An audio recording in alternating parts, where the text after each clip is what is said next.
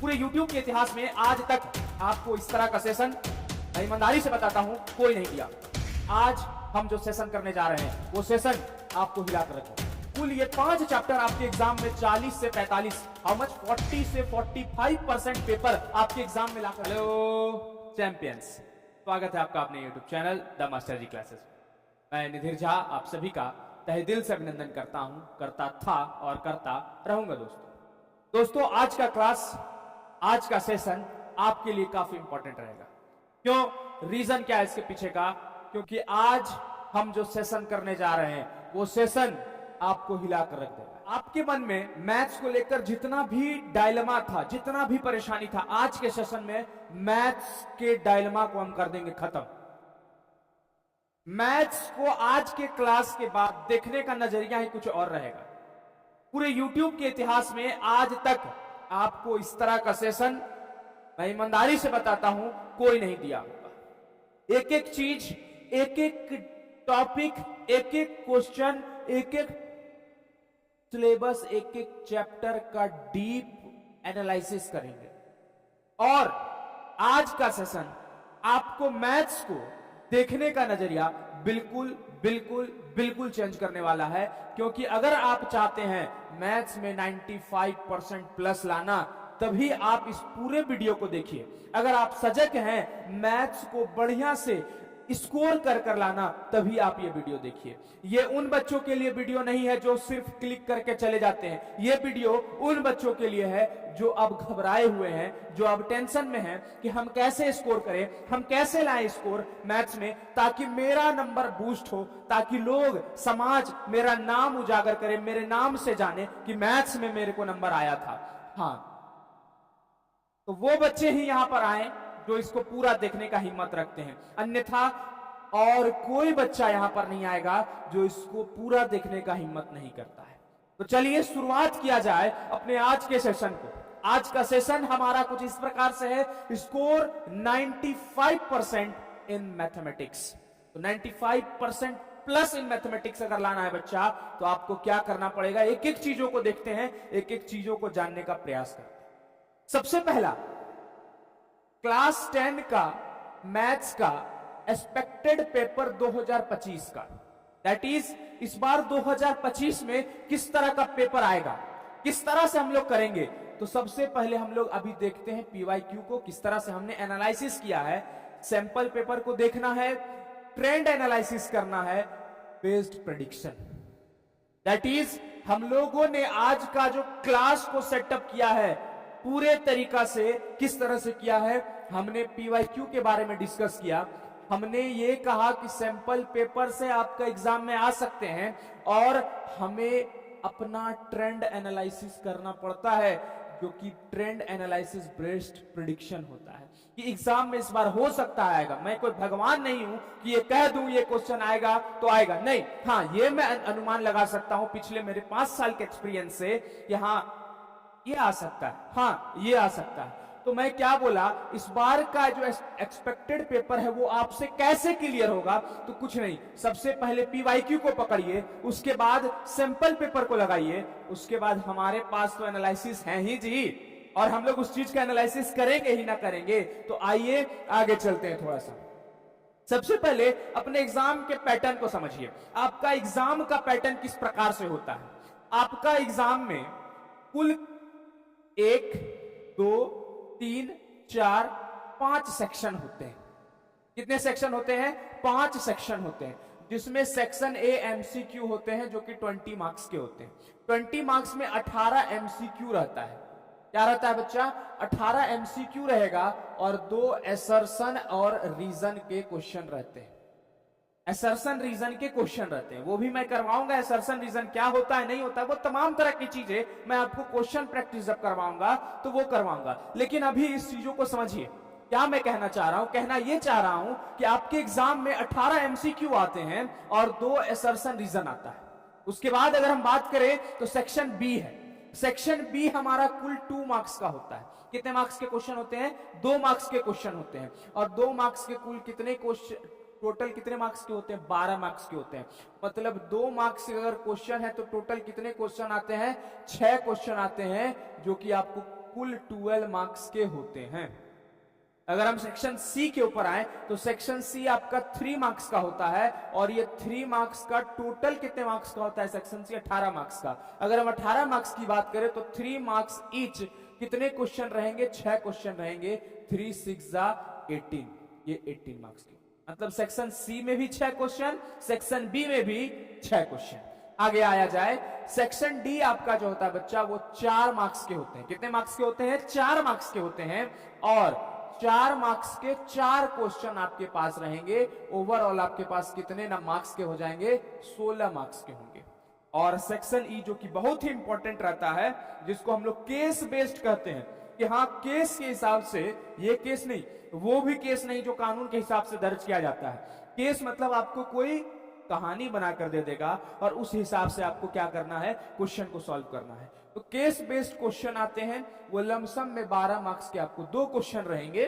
2 question या 3 question आपके पास रहेंगे, जो कि लमसम में 12 मार्क्स के आपके पास अवेलेबल होते हैं। तो टोटल कितने मार्क्स हो गए? 20 प्लस 12 32, 32 प्लस 18 50, 50 और plus what 16, how much? 50 plus 16, 50 plus 16 आपको कितना होगा? 66, 66 और 12 तो 78 के लमसम। मतलब ओवरऑल अगर हम देखें तो इधर से ही 80 मार्क्स आपका, इस तरह का पैटर्न आपके पास अगर रहा तो 80 मार्क्स का आपके पास यहां पर ये हो जाता है।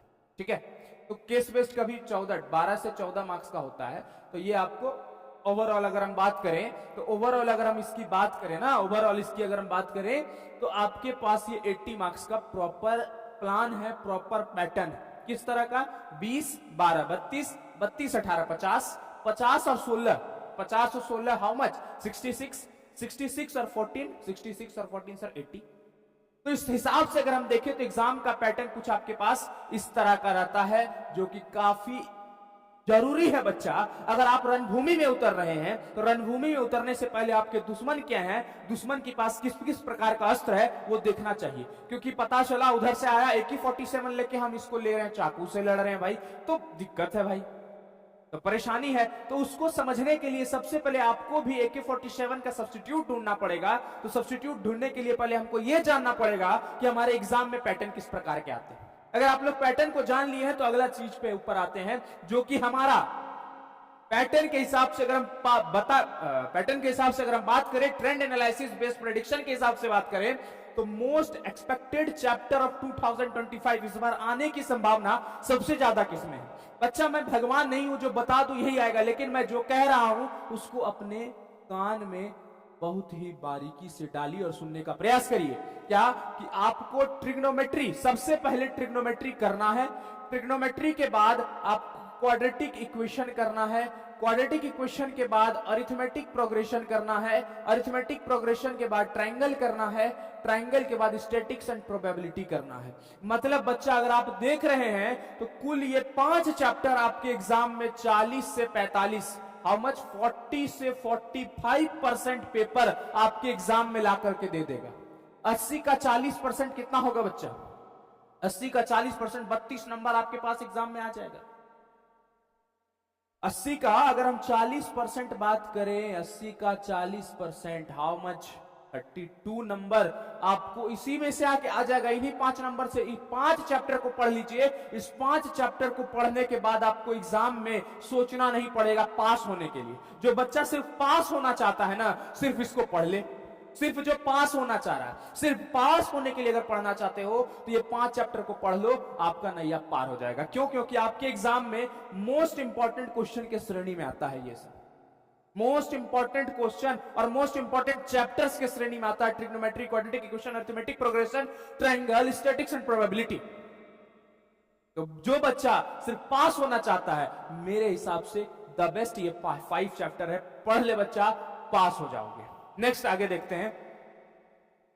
अब आगे देखते हैं मोस्ट MCQ सेक्शन, जो कि हमारा सेक्शन ए है। देखिए मैंने किस प्रकार से ट्रेंड को एनालिसिस किया है कि हाँ MCQ से कौन कौन चैप्टर से आ सकते हैं। यूट्यूब के इतिहास में कोई आज तक, क्लास 10 के इतिहास में आज तक कोई ऐसा सिंगल व्यक्ति नहीं होगा जो कि ये बता दे कि MCQ में कौन कौन सा चैप्टर आने की संभावना है। मैं बता रहा हूं, MCQ में जो सेक्शन है उसमें कौन कौन सा चैप्टर, मैंने जो पीवाईक्यू के हिसाब से बेस्ड पैटर्न को एनालिसिस किया और इस बार आने की संभावना को सोचा, तो मेरे पास कुल ये चैप्टर आने की संभावना आई कि ट्रिग्नोमेट्रिक रेशियो, ट्रिग्नोमेट्री में भी ट्रिग्नोमेट्रिक रेशियो से सवाल आ सकते हैं। दूसरा, एपी के टर्म से क्वेश्चन आ सकते हैं। किसके? एपी के टर्म से क्वेश्चन आ सकते हैं। Area ratio in triangle, ratio वाला चैप्टर आ रहा है, एरिया ऑफ फलना ट्रायंगल, एरिया ऑफ चिलना triangle, half into base into height. कल के चैप्टर में जाकर देख लेना, एक क्वेश्चन मैंने वैसा कराया हुआ है। तो एमसीक्यू में कुछ नहीं, आपको क्या मैं कह रहा हूं, ट्रिग्नोमेट्री, आपको मैं कह रहा हूं एपी, आपको मैं कह रहा हूं ट्रायंगल, आपको मैं कह रहा हूं प्रोबेबिलिटी। आप ये देखिए यहां पर ये 4 चैप्टर, अभी मैंने आपको 5 चैप्टर के बारे में जिक्र किया था। मैंने कहा था 40 से 45% आपको इस चैप्टर से मिलकर आ जाएगा। देख पहले यार दोस्त, आपको एमसीक्यू इसी के हिसाब से बैठ गया। देखना पिछला साल का क्वेश्चन पढ़ना, पिछला साल का क्वेश्चन है एपी का, प्रीवियस ईयर क्वेश्चन आपको दिख रहा होगा। प्रीवियस ईयर क्वेश्चन है 2023 का, प्रीवियस ईयर क्वेश्चन है किसका? 2023 का। देखिए 2023 लिखा होगा, आपके सामने नजर आ रहा होगा आपको, 2023 लिखा हुआ है। इसमें सवाल k + 2 4k - 6 3k - 2 are the 3 consecutive term of AP, then find the value of k। k का वैल्यू बताइए क्या होगा? एपी के ये टर्म है, k का वैल्यू क्या होगा आपसे पूछ रहा है। प्रीवियस ईयर क्वेश्चन है, एपी के टर्म से आया है कि नहीं question, consecutive term of an AP. लेकिन अक्सर हमको लगता है 50% बच्चा नहीं बना पाएगा इस सवाल को, 50% बना के देगा। कहने का मतलब यह है कि बना पाएगा नहीं बना पाएगा, मैं बताऊंगा हर एक चीज आपके सेशन में, आपके क्लास में, आपके कॉन्सेप्ट को देने के बाद आपको मोस्ट इंपॉर्टेंट क्वेश्चन मैं जब दूंगा तो ये तमाम तरह के सवाल को मैं करवाऊंगा। लेकिन अभी फिलहाल इसके ऊपर फोकस करिए। क्या फोकस करना है कि सर हम जो बता रहे हैं एमसीक्यू में कौन कौन सा चैप्टर आएगा, तो इस प्रकार के चैप्टर एमसीक्यू में आएंगे और आने की भरपूर संभावना है। चलिए नेक्स्ट चलते हैं 6 में, सेक्शन बी के ऊपर आते हैं। सेक्शन बी में कौन कौन से चैप्टर आने की संभावना है? तो सेक्शन बी में चैप्टर में भी मैं टॉपिक को आपके लिए सोच कर आया, इस टॉपिक से आ सकते हैं। सोचिए चैप्टर को तो दूर की बात है, मैं टॉपिक को सोच कर आया हूं, फैक्टराइजेशन से आएगा। फैक्टराइजेशन किसमें है सर? क्वाड्रेटिक इक्वेशन में, ठीक है। Mode using frequency table, mode से सवाल आएगा, ठीक है। उसके बाद एपी में एन निकालने वाला सवाल आएगा। लीनियर इक्वेशन, लीनियर इक्वेशन में सिंपल भी और वर्ड प्रॉब्लम भी एक आध दो आ सकता है। देख किस लेवल का मैंने आपके लिए छांट कर रखा हुआ। आइए क्वाड्रेटिक इक्वेशन से मैंने कहा, क्वाड्रेटिक इक्वेशन से मैंने कहा आ सकता है। Find the smallest value of P for which the quadratic equation ये हैज रियल रूट। इसके वैल्यू में पी का वैल्यू निकालिए, पी का वैल्यू निकालिए। अगर इस क्वाड्रेटिक इक्वेशन का रूट जो है रियल है, उसके बाद अगर आप निकाल लेते हैं इस पी का वैल्यू, तो find the root of the quadratic equation so obtained. क्या निकालना? फैक्टराइजेशन। और फैक्टराइजेशन के जरिए हम लोग क्या निकालते हैं? रूट्स ही तो निकालते हैं। तो रूट्स निकालने बोल रहा है, क्या निकालने बोल रहा है? रूट्स निकालने बोल रहा है हमें। तो देखिए हम लोग क्या बोले, क्वाड्रेटिक 2 मार्क्स के क्वेश्चन में आपको कौन कौन सा चैप्टर कवर कर लेना है? क्वाड्रेटिक इक्वेशन के फैक्टराइजेशन पोर्शन को एकदम रूट से, जड़ से खत्म कर देना है। मतलब रूट को पढ़ लेना है, मोड को पढ़िए, 2 मार्क्स के क्वेश्चन के लिए, एपी को पढ़िए, अरिथमेटिक प्रोग्रेशन को पढ़िए, और लीनियर इक्वेशन के वर्ड प्रॉब्लम और सिंपल क्वेश्चन को पढ़िए। सिंपल क्वेश्चन सर जैसे, सिंपल क्वेश्चन जैसे रेशियो वाला, कैसे? रेशियो वाला, a1/a2 b1/b2 c1/c2 बराबर, a1/a2 अगर b1/b2 के बराबर नहीं है तो क्या होगा? a1/a2 b1/b2 c1/c2 तीनों बराबर है तो क्या होगा? a1/a2 b1/b2 बराबर है लेकिन c1/c2 के बराबर नहीं है तो क्या होगा? ये तमाम तरह के क्वेश्चन आपको करना पड़ेगा, तब आप जा सकते हैं। तो 2 मार्क्स के क्वेश्चन में आप देख रहे हैं किस किस प्रकार के चैप्टर्स के टॉपिक को मैं आपके लिए छांट कर लेकर आया। कुछ मत करिए बच्चा, इतना आप पढ़ लीजिए, मैं गारंटी लेता हूं कि आप जो है 75% एबव ले आइएगा एग्जाम में। और ये जो एवरेज से ऊपर बच्चा है, इसको अगर कर लेता है बच्चा तो 99 मार्क्स मेरे तरफ से लिख के ले ले तू। चलिए आइए ध्यान देते हैं आगे। 7th chapter 3 marks question, that is section C का। सेक्शन सी में हमें क्या करना है, सेक्शन सी में मोस्ट एक्सपेक्टेड क्वेश्चन कौन सा हो सकता है, कौन से टॉपिक से हो सकता है, कौन से चैप्टर से हो सकता है। तो सबसे पहला हाइट एंड डिस्टेंस को देखना है बच्चा। हाइट एंड डिस्टेंस को देखने के बाद सर्कल में जब आइएगा आप, तो सर्कल में एक इस तरह से बना हुआ रहेगा, ऐसे ऐसे आपको बोलेगा टेंजेंट का लेंथ निकालिए। तो टेंजेंट का लेंथ निकालने के लिए आपको सर्कल को पढ़ना पड़ेगा, सर्कल के वो थ्योरम 10.2 को समझना पड़ेगा। और थ्योरम 10.2 समझाएगा कौन, हम समझाएंगे, क्योंकि अभी आपको कोई नहीं समझाएगा, मैं आपको कॉन्सेप्ट दूंगा, मैं ही आपको मोस्ट इंपॉर्टेंट क्वेश्चन को बताने का प्रयास करूंगा। जितना आप सीख सकते हैं उतना मैं आपको सिखाने के लिए तैयार हूं। बस आप लोग अपने अंदर से एक हौसला, जुनून, सब्सक्राइबर कम है कोई मतलब नहीं है हमको, 2 बच्चा भी पढ़े, 1 बच्चा भी पढ़े, हमको उससे भी कोई फर्क नहीं पड़ता, कोई नहीं पढ़े, लेकिन मैं पढ़ाऊंगा। और जब तक बच्चा नहीं पढ़ेगा, जब तक एक एक चीजों को नहीं समझेगा, मैं छोड़ूंगा नहीं, याद रखना। आज नहीं तो कल तो जरूर देखेगा, इतना हौसला है मेरे अंदर। अब आगे देखते हैं, क्वाड्रेटिक फॉर्मूला प्रॉब्लम्स। यहां फॉर्मूला गलती से लिखा गया है, वर्ड प्रॉब्लम। मैंने अपनी टीम को बोला था उसको सुधारने के लिए। वर्ड प्रॉब्लम, क्वाड्रेटिक के वर्ड प्रॉब्लम। वर्ड प्रॉब्लम आपको आप देखिए, in a flight of 2800 kilometre, CBSE 2024, just पिछले साल का क्वेश्चन है बच्चा, जस्ट पिछले साल का क्वेश्चन है। ये ट्रेंड एनालिसिस मैंने किया है। सोचिए किस प्रकार का ये ट्रेंड है, किस प्रकार से मेहनत लगा इसको बनाने में। In a flight of 2800 kilometre and aircraft was slow down due to the bad weather as it average speed is reduced by 100 kilometre per hour. जब प्लेन उड़ा, तो प्लेन उड़ने के बाद प्लेन यहां से यहां उड़ के जाता था, डेली 2800 किलोमीटर का जर्नी था। लेकिन एक दिन जब उड़ा तो मौसम खराब होने के कारण वो अपने स्पीड को 100 किलोमीटर 100 किलोमीटर पर आवर से क्या कर लिया, कम कर लिया। तो ये बताइए, उसको पहुंचने में तो स्पीड कम हुआ तो पहुंचने में लेट हुआ, 30 मिनट्स क्या हो गया, लेट हो गया। Find the original duration of the flight. Flight का समय, यहां से यहां डेली जो उड़ता था, डेली किस समय पर वो पहुंचता था। लीजिए भाई निकालिए। 34वां chapter surface area volume. Surface area volume में भी आपको सबसे ज्यादा मेंसुरेशन में बात करें तो वॉल्यूम को आप गर्दा उड़ा के पढ़ लीजिए, वॉल्यूम को पढ़ लीजिए। वॉल्यूम को मैं पढ़ाऊंगा, वॉल्यूम में एकदम एकदम 110% surface and area and volume में, वॉल्यूम को आप सिर्फ पढ़िए। मैं बोलता हूं, मैं अभी बोल रहा हूं, आप सिर्फ वॉल्यूम को पढ़िए, एरिया को मत पढ़िए। वॉल्यूम से आपका सवाल आ जाएगा, जाइए फिक्स। तो मैं क्या बोला, हाइट एंड डिस्टेंस। मैंने कहा टेंजेंट के लेंथ से क्वेश्चन आएगा 3 मार्क्स में। क्वाड्रेटिक इक्वेशन के फॉर्मूला से नहीं, फॉर्मूला के हिसाब से वर्ड प्रॉब्लम बेस्ड क्वेश्चन आएगा। सरफेस एरिया वॉल्यूम में वॉल्यूम के आधार पर क्वेश्चन आएगा। चलिए, तो ये सब चैप्टर को आप नोट डाउन करते रहिए, आगे देखते हैं।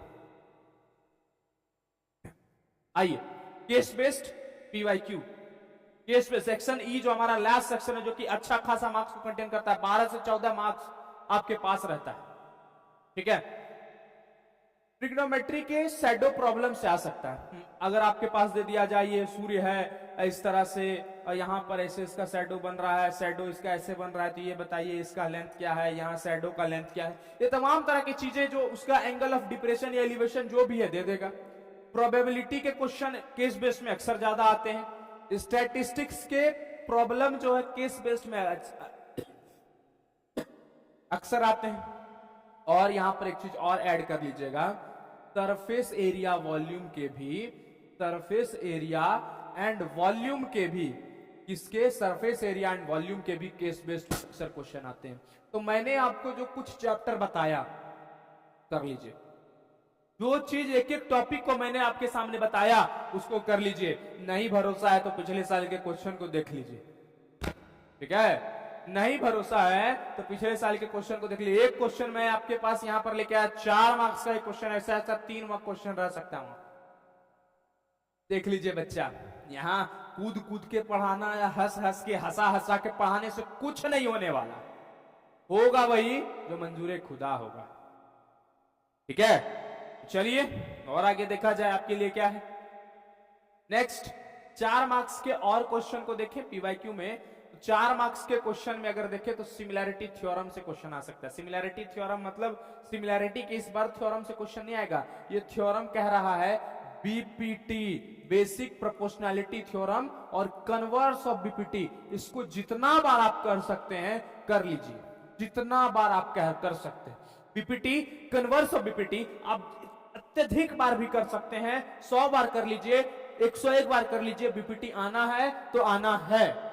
मेंसुरेशन से कर लीजिए, मेंसुरेशन के वॉल्यूम से, मैंने कहा आपको वॉल्यूम से जरूर कर लीजिएगा।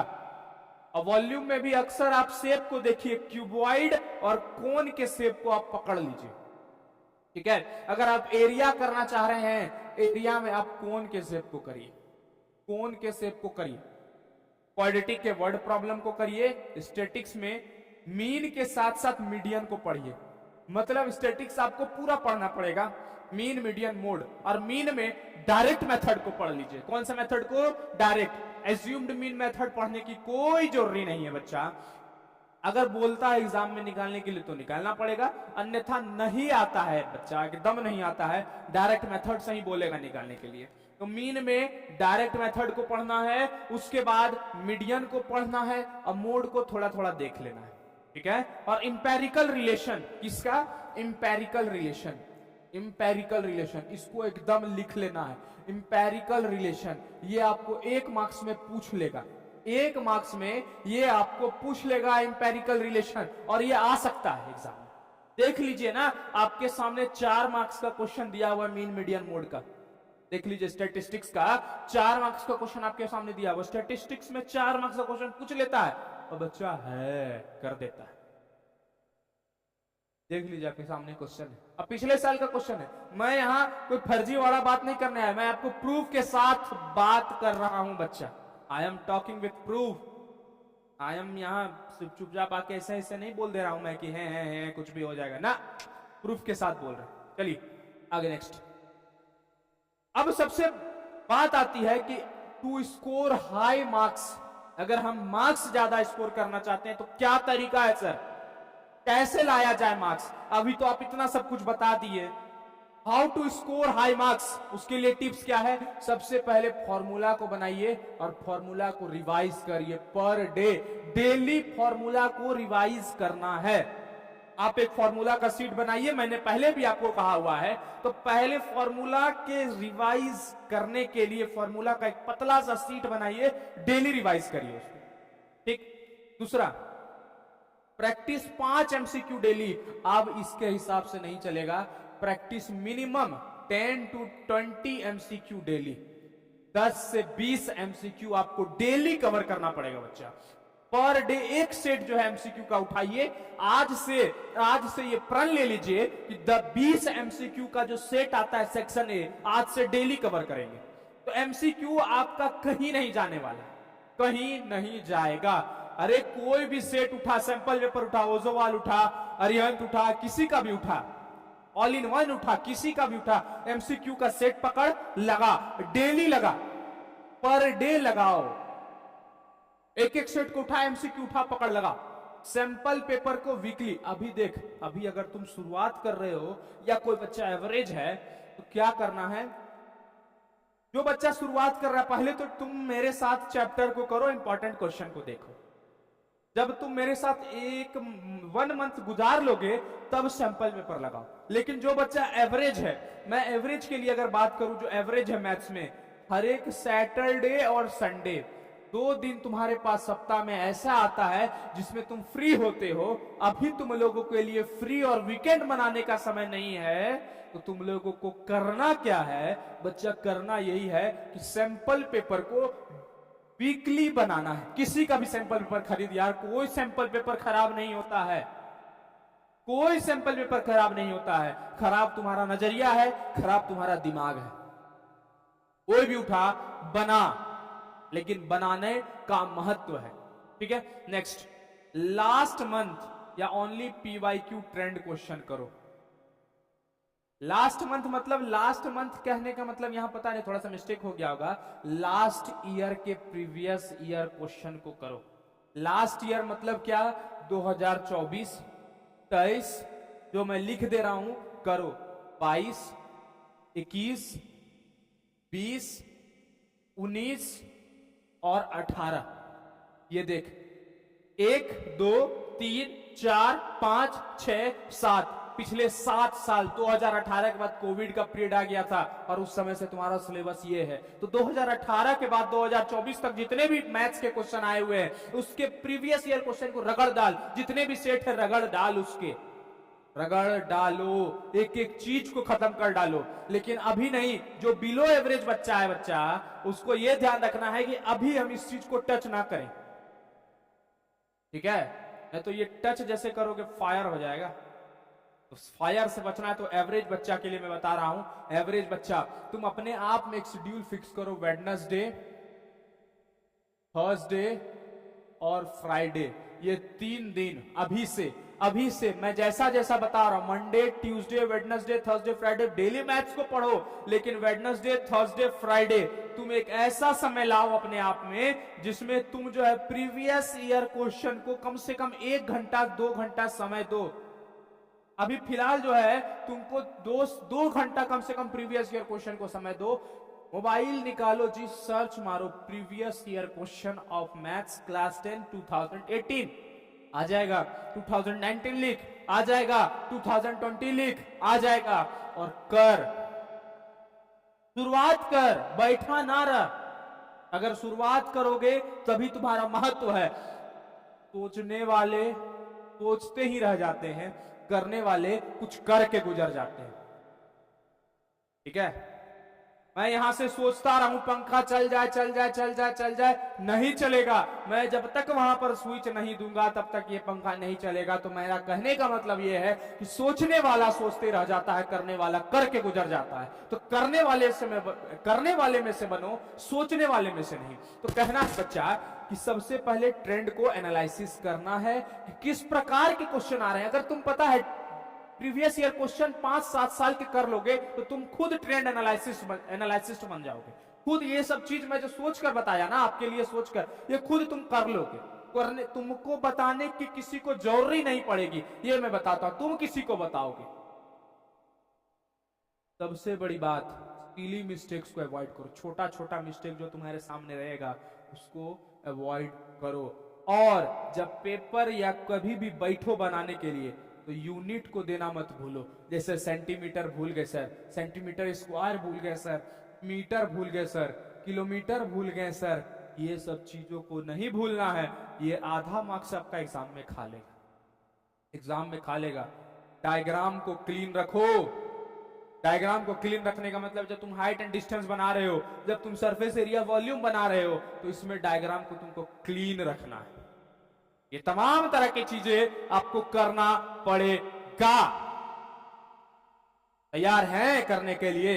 अगर करने के लिए तैयार है बच्चा तो गर्दा उड़ाइए, अंदर से ऊर्जा को भरिए और कहिए अपने आप से कि सर मैं कर सकता हूं, मेरे अंदर वो क्षमता, मेरे अंदर वो जज्बा है। अगर नहीं अभी भी करने का तुम्हारे अंदर क्षमता या जज्बा है तो सब के सब चूड़ी पहन लो और घर में बैठ जाओ। सब के सब चूड़ी पहनो और घर में बैठ जाओ, किसी से कुछ नहीं होने वाला है। अब ये 2 से 3 महीना में जो तुम फड़फड़ कर रहे हो, अभी भी अगर तुमसे नहीं होने वाला है तो जाके बैठो, सो जाओ, जाके छोड़ दो पढ़ाई लिखाई। पापा मम्मी को जाके कह दो कि पापा या मम्मी मेरे से नहीं होगा पढ़ाई, जो आप आस लगाए हुए हैं मेरे से इतना इतना नंबर का नहीं आएगा, जो आप मेरे ऊपर इतना सब दिन से खर्च किए हुए हैं 1 से 9 तक सब सर नहीं होगा, पापा नहीं होगा, मम्मी नहीं होगा, कुछ नहीं होगा मेरे से। और जाके चूड़ी पहन और जाके बेच मार्केट में जाके चूड़ी, या बैठ जाके भैंस खरीद ले तू लोग, ठीक है? कुछ नहीं होने वाला है तुम लोग। यार समझ थोड़ा, अगर कर सकते हो तो चलो आगे बढ़ते हैं। हाँ, मन लगा के पढ़ो, गर्दा उड़ा के पढ़ो। मेरा तुम लोगों के साथ हमेशा आशीर्वाद है, 24/7 आशीर्वाद है। जब मन तब तुम लोगों को पढ़ना है। जब तुम लोगों को पढ़ने का मन है एक बार सिर्फ कमेंट करो, मैं वो स्पेशल वीडियो आपके लिए बना के दूंगा। और कोई टॉपिक में दिक्कत है मैं उसके लिए भी तुम लोगों को बना के दूंगा। लेकिन बच्चा, मैं तुम लोगों से चाहता हूं कि तुम लोग पढ़ो, मेरा नाम रोशन करो। मेरा ही नाम रोशन नहीं करो, तुम जिनसे जिनसे पढ़ रहे तुम जिनसे जिनसे पढ़ रहे हो उनका नाम रोशन। तो चलिए समाप्त करते हैं इस सेशन को। अगर कुछ सीखे होंगे, थोड़ा सा भी अगर कुछ सीखे होंगे तो एक बार सब्सक्राइब करके जरूर जाएंगे, और थोड़ा सा अच्छा से भी कुछ सीखे होंगे तो जरूर सब्सक्राइब करेंगे और लोगों तक बताएंगे, लोगों तक फैलाने का प्रयास करेंगे। परिवार छोटा है लेकिन हौसला अंदर से मजबूत है, इस परिवार को आपको बड़ा करना है। चलिए आज के सेशन को यहीं पर समाप्त करते हैं, तब तक के लिए धन्यवाद। जय हिंद।